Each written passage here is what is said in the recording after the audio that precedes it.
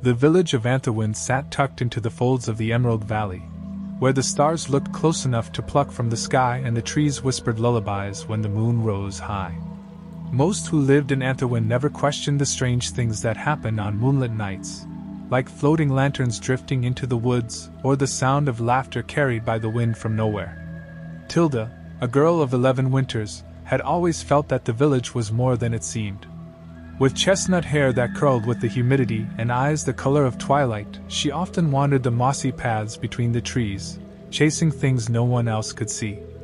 Her favorite place was the Whispering Willow, a tree said to be older than the valley itself. Beneath its shimmering leaves, she heard stories in her dreams. One evening, under a silver blue sky, Tilda sat with her sketchbook under the willow.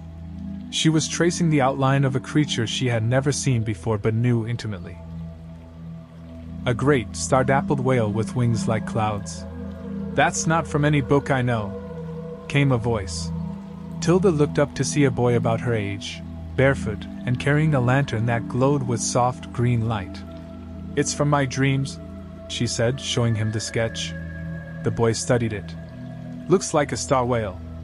They're real, you know." Tilda blinked. "No, they're just stories." He grinned. "Only to those who stop listening." The boy's name was Elian, and he lived in a cottage beyond the stream, near the edge of the forest where few dared to go. He said his grandmother was a moonkeeper, a guardian of the balance between daydream and night magic. "Come with me," he said. "I want to show you something." Tilda hesitated, but the willow's branches rustled as if encouraging her. So she followed him. They crossed a little arched bridge and followed a path lit by mushrooms that glowed in purples and greens. Fireflies danced around them, humming in time with a tune Elian whistled. They reached a clearing, and at its center stood a round pond so still it looked like glass.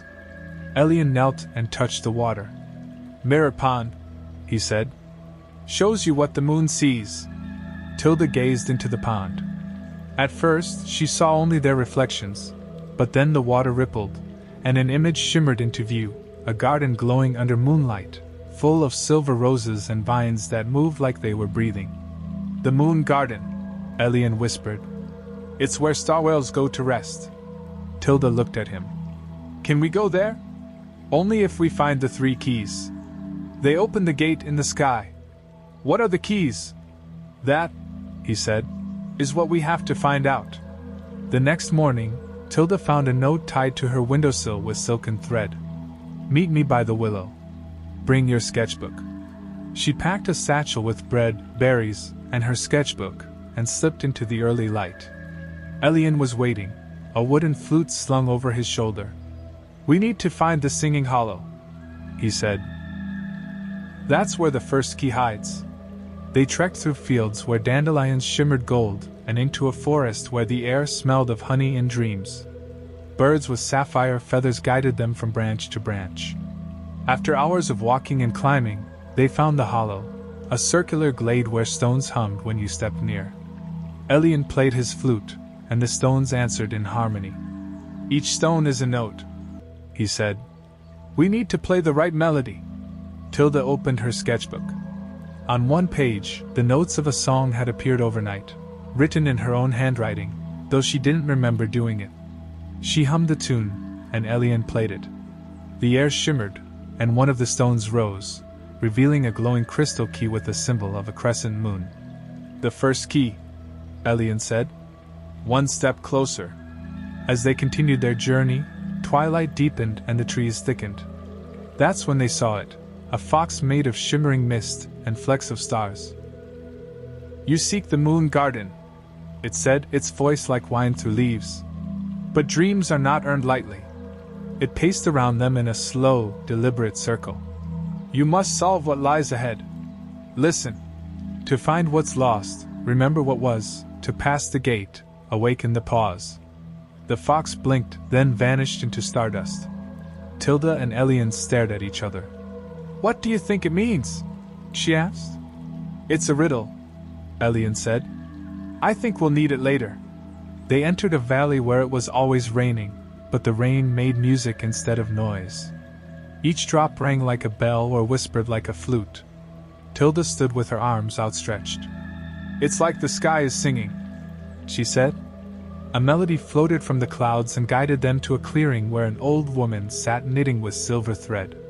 She listened to the rain, nodding. "You carry the scent of dreams," she said. "Take this." She gave them a small stone with a note carved into it, a key to solving the next melody. They climbed a hill to a clock tower long abandoned. It ticked backward, and as they entered, the air shimmered with lost moments. Elian reached out and touched one of the floating memories. "It's my 7th birthday," he whispered. To leave the tower, they had to let go of a past regret. Tilda whispered to the tower, "I forgive myself for hiding when Mother was sad." The door opened, and time flowed forward again. That night, they arrived at a night market that floated above the treetops. People traded memories for trinkets, stars, and time. Tilda gave a memory of falling into a river for a bottle of moonlight. Elian traded a forgotten lullaby for a compass that only pointed to magic. They left with full hearts and lighter souls. In this strange forest, their shadows moved differently, revealing what they felt inside. Tilda's shadow wept. Elian's curled up in fear. To pass through, they had to speak the truth. "I'm scared I'll never be enough," Tilda said. "I'm scared to go home," Elian admitted. Their shadows bowed and merged with them once more. The path ahead cleared. The river only allowed those who answered the question. "What do you fear most?" Tilda stepped forward. "I fear being forgotten." The water glowed and parted, forming a bridge. Elian followed. "I fear never finding where I belong." The bridge held. They arrived at a village in eternal celebration. The same day repeated endlessly. "The moon forgot us," a child said. "We gave her our laughter. She never came back." In the town square grew a lantern tree. Tilda climbed it and plucked the second key from its highest branch. The sun-shaped key glowed warmly. The townspeople gasped as time resumed. The festival finally ended. "Thank you," whispered the child. "We can rest now." The path beyond the forgotten village led them to a ravine, deep and wide, with no way across. Mist swirled at the bottom like clouds trapped between worlds. Carved into a stone nearby were the words, "Only song may weave the bridge of dreams." Elian drew his flute, but when he tried to play, no sound came out. "I think it has to be sung," Tilda murmured. Her voice trembled as she began a lullaby her mother once sang, a tune full of longing and hope. As she sang, the mist stirred and twisted, threading itself into silvery planks beneath their feet. Elian joined in, his voice harmonizing with hers. The bridge formed with each note, solid under their feet yet glittering like moonbeams. "Don't stop singing," Elian whispered, taking her hand. They walked in rhythm with their song, and when they reached the other side, the bridge dissolved into stars.